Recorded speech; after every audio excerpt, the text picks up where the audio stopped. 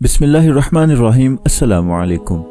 नाज़रीन, सऊदी अरब से एक नाकाबिले यकीन मंजर देखने को मिला कि जिसको देखकर इंसान यकीन नहीं कर सकता। जद्दा से ये नाकाबिले यकीन वीडियो वायरल हुई और फिर इस वीडियो को लेकर बाकायदा सऊदी अरब के खिलाफ प्रोपेगेंडा शुरू कर दिया गया कि वो सऊदी अरब के जहाँ पर औरत को बिना हिजाब के, बिना अबाया के, बुर्का के बाहर निकलने की इजाज़त नहीं होती थी, आज उस सऊदी अरब की सड़कों पर एक औरत बिना कपड़ों के बरहना हालत में घूम रही है और उसको कोई कुछ कहने वाला, उसको कोई पकड़ने वाला नहीं है। और पुलिस वाला अगर उसको पकड़ने की कोशिश कर रहा है तो उस औरत को सख्ती से रोकने की बजाय उसको प्यार से समझा रहा है। नाज़रीन, इस पूरे वाक़ये के ऊपर मैं पूरी तफसील से बात करूंगा, मगर आप पहले वो मंजर देखें कि औरत किस तरह बिना कपड़ों के बरहना हालत में जद्दा की सड़कों पर घूम रही है।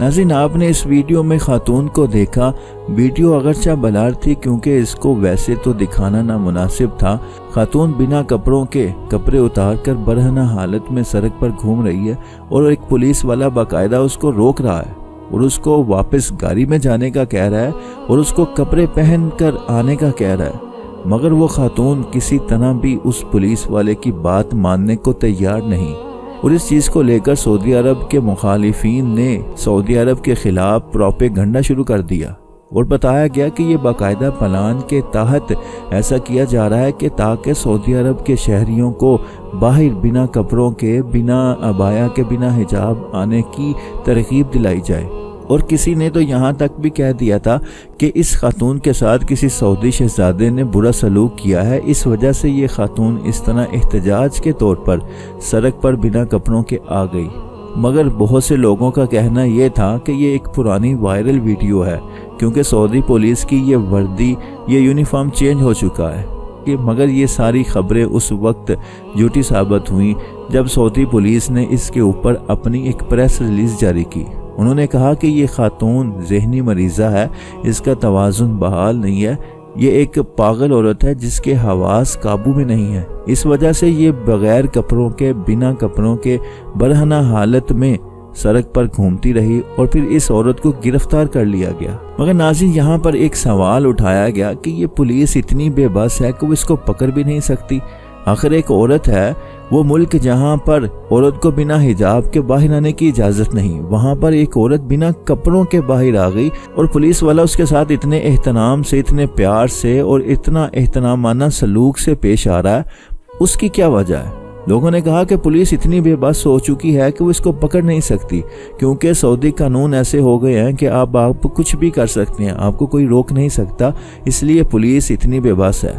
मगर यहाँ पर ये बात करनी पड़ेगी कि सऊदी पुलिस की सिफ्त है, सऊदी पुलिस का रवैया ही ऐसा है कि वो मुजरमों के साथ अच्छा रवैया पेश करती है, अपना इखलाक मुजरमों के साथ पेश करती है। वो मुजरम चाहे कितना ही बड़ा क्यों ना हो, कितना बड़ा ही स्ट्रॉन्ग क्यों ना हो, उसने सऊदी पुलिस को कितना ही तंग क्यों ना किया हो, मगर वो जब उसको पकड़ते हैं, उसको जब गिरफ्तार करते हैं तो उसके साथ अच्छे सलूक से पेश आते हैं, उसको पानी पिलाते हैं, उसको एहतराम के साथ बिठाते हैं, फिर उससे बातचीत होती है। और अगरचे खुदा ना खासा कोई ऐसा मौका बने कि उनको सख्त रवैया अपनाना पड़े तो फिर अपनाते हैं। मगर जैसे बाकी यूरोपियन कंट्रीज़ में हम देखते हैं, जब वो किसी मुजरम को पकड़ते हैं तो उसके साथ किस तरह सख्त तरीके से गुस्से के साथ पेश आते हैं, उसको ज़मीन पर लिटाकर ऊपर अपना पाँव रखते हैं और फिर उसको वहीं ज़ोदोकोप किया जाता है, उसको मारा पीटा जाता है। मगर सऊदी अरब में ऐसा मंजर कभी देखने को नहीं मिलता। सऊदी पुलिस जब भी کسی مجرم کو پکڑتی ہے تو اس کے ساتھ اچھا رویہ اور اچھا اخلاق رکھتی ہے، حتیٰ کہ مجرموں کو پکڑنے کے ساتھ ہی ان کو فرسٹ ایڈ دیا جاتا ہے تاکہ ان کے زخم ٹھیک رہیں، ان کو درد اور تکلیف نہ ہو۔ تو ناظرین یہ پورا ایک ریکارڈ ہے سعودی پولیس کا کہ وہ مجرموں کو اچھے رویے کے ساتھ ڈیل کرتی ہے، اخلاق کے ساتھ پیش آتی ہے، اور اس چیز کو لے کر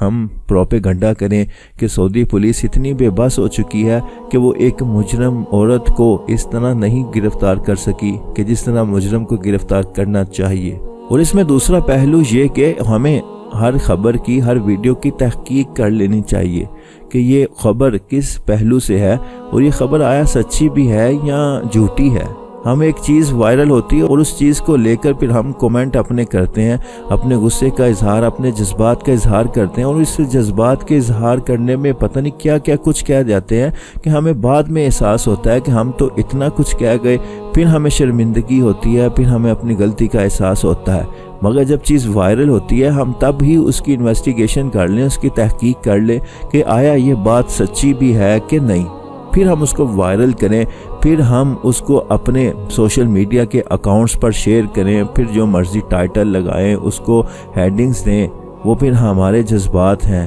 مگر پہلے ہم تحقیق کر لیں کہ یہ چیز واقعی رونما ہوئی ہے، اگر یہ واقعہ رونما ہوا بھی ہے تو اس کا پہلو کیا ہے۔ تو اگر ہم یہ ساری چیزیں پہلے دیکھ لیں، پھر چیز کو شیئر کریں، پھر اس کو ہم سوشل میڈیا پلیٹ فارمز پر ہم شیئر کریں تو پھر ہمارا حق بنتا ہے، مگر پہلے ہمیں تحقیق کر لینی چاہیے۔ اللہ تعالی ہمارا حامی و ناصر ہو، آمین۔